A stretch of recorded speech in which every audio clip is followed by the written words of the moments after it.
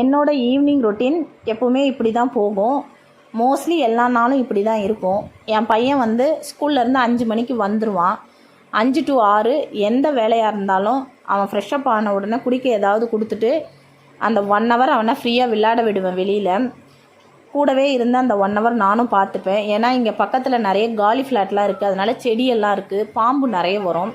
இப்போ வந்து பக்கத்தில் கன்ஸ்ட்ரக்ஷன் நடக்குது, அதனால் இந்த மண் கல்லெல்லாம் கொட்டி க்ளீன் பண்ணி வச்சுருக்காங்க. இருந்தாலும் நான் கூடவே இருந்து அவனை பத்திரமா பார்த்துப்பேன்.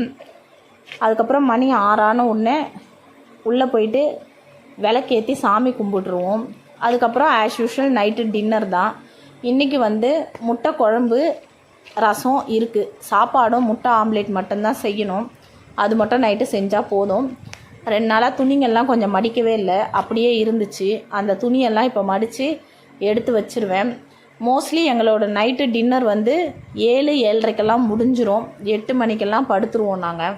அப்போ தான் காலையில் சீக்கிரம் எழுந்திரிச்சு லஞ்ச் கட்ட முடியும் எல்லாருக்கும்.